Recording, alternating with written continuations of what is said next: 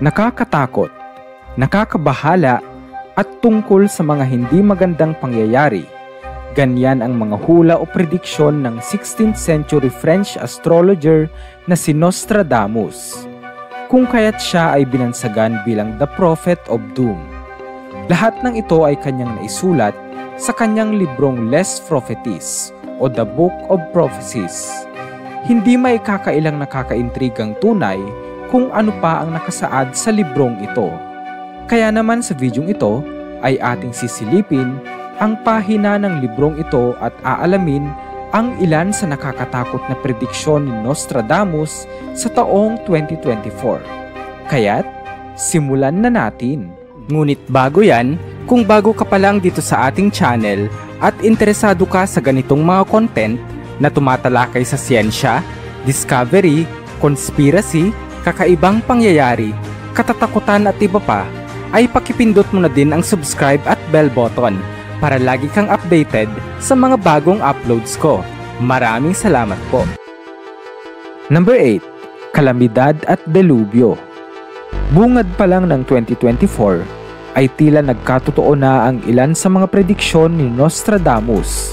Ito ay may iuugnay sa 7.6 magnitude earthquake na yumanig sa Central Japan noong January 1. Ito ay nag-iwan ng malawakang pinsala at trahedya sa mga tao. Hindi lang lindol ngunit ito rin ay sinundan ng pagsiklab ng sunog sa syudad ng Wajima na tumupok naman sa mga natitirang ari-arian doon. Pagkatapos ng lindol, ito ay nagbanta rin ng isang tsunami alert na lubos na nagdala ng takot sa mga tao. Tila ba ang pangyayaring ito ay tugma sa prediksyon ni Nostradamus sa kanyang hulang, "The dry earth will become more parched and there will be great floods." Dagdag pa dito, tila ba may koneksyon din ang hula niyang ito sa di umano nagbabadyang solar storm na sinasabing lubos na makakaapekto sa ating planeta dahil sa mas malakas na solar flares ng araw. Malaki ang tsansa na mas tataas pa ang temperatura sa Earth na siyang magre-resulta sa mas grabeng tagtuyot at abnormal na weather patterns na magre-resulta sa disruption ng mga communication lines at internet at pasakit sa mga nabubuhay. Number 7. Malaking hidwaan sa China. Ayon sa hula ni Nostradamus, magkakaroon ng malupit at malawakang gulo sa buong mundo sa 2024. Sinasabi sa kanyang propesiya na ang mga bansang ito ay magiging lulan ng tensyon at pag-aaway na maaaring magdulot ng matinding pinsala sa sangkatauhan. Mula sa kanyang katagang Combat and Naval Battle, Red Adversary will become pale with fear, putting the great ocean in dread. Ayon sa pagpapakahulugan ng ilang dalubhasa at astrolohiya, maaaring di umano ang Red Adversary na tinutukoy ni Nostradamus sa kanyang hula ay ang bansang China, na hindi lingid sa ating kaalaman ay mapait ang relasyon sa ibang karatig bansa. Maaaring ito ay nagsasabi ng isang makabagong digmaan at naiuugnay sa umiinit na hidwaan ng China at Taiwan. Dahil sa nalalapit na presidential election ng Taiwan sa January 13, nagpahayag ang China na muling magiging isa ang China at Taiwan. Isang pahayag na tila nagpapahiwatig ng pagsakop. Kung iuugnay ito sa hula ni Nostradamus na Combat and Naval Battle, Red Adversary will become pale with fear, isang pagpapakahulugan na maaaring umeksena ang US at NATO sa hidwaang ito at maaaring ang gerang ito ay maganap sa karagatan. Ngunit ang kalabang pula ay maaaring magapi at matalo sa digmaang ito. Number 6. Kabaliwan sa teknolohiya. Isa pang nakakakilabot na hula ni Nostradamus ay ang pagkabaliw sa teknolohiya na maaaring magdulot ng malawakang pinsala sa lipunan. Sa paglipas ng mga taon, ay mabilis na naging advance o makabago ang teknolohiya, partikular na sa ating paggamit ng mga bagong kasangkapan sa araw-araw gaya ng internet at social media. Ayon sa hula ni Nostradamus, ang adiksyon ng mga tao sa teknolohiya o imbensyong ito ay magreresulta sa kaguluhan. sapagkat ito ay may kakayahang magmanipula sa utak ng mga tao sa pamamagitan ng paglilinlang o deception. Kung hindi magiging makilatis at bukas ang isipan, ay maaari di umanong maging banta ito sa pang-araw-araw na buhay dahil maaari itong baguhin o baluktutin ang pananaw ng bawat isa. Number 5. AI Domination. Nilalaman din ng propesiya ni Nostradamus ay ang tungkol sa AI o Artificial Intelligence na may kaugnayan sa robot na lalong lalago at sinasabing magigising ng tuluyan sa taong 2024. Ayon sa mga interpretasyon, ang Artificial Intelligence di umano ay magkakaroon ng sariling kamalayan at magsusulong ng dominansya laban sa mga tao na lumikha dito. Dahil ang AI ay sinasakop na ang mundo ng internet, social media at halos lahat ng industriya, magiging suliranin di umano ito sa mga tao, lalong-lalo na kung magkakaroon ito ng sariling pag-iisip na mas magaling pa sa ating isipan. Maaaring ang AI ay magsanhi ng disruption sa kung ano ang tama at mali sa ating paligid dahil sa kakayahan nitong baguhin ang mga data at impormasyon. Magkakaroon din daw umano ng hidwaan ng AI at tao dahil sa banta nitong papalitan ang tao ng mga robots sa iba't ibang industriya at maging sa pamahalaan at pagpapatakbo ng mundo. Number 4. Alien Encounter. Noong 2023, matatandaang humarap sa korte ng Amerika ang tatlong dating US military officers at dito ay kanilang isiniwalat ang kanilang nalalaman tungkol sa mga alien technology at alien race na di umano ay tinatago ng gobyerno ng Amerika.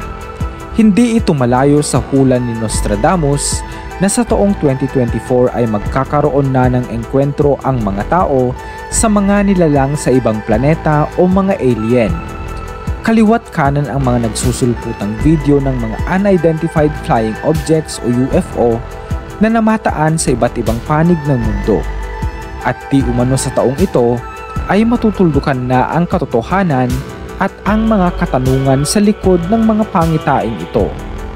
Dahil sa puspusang space exploration at pag-develop ng mga bagong space communication technologies, makakatagpo di umano ng isang alien race ang mga siyentipiko, ngunit lingid sa kaalaman ng mga dalubhasa, ang lahing ito ay bayolente at magbabadya ng panganib sa sangkatauhan.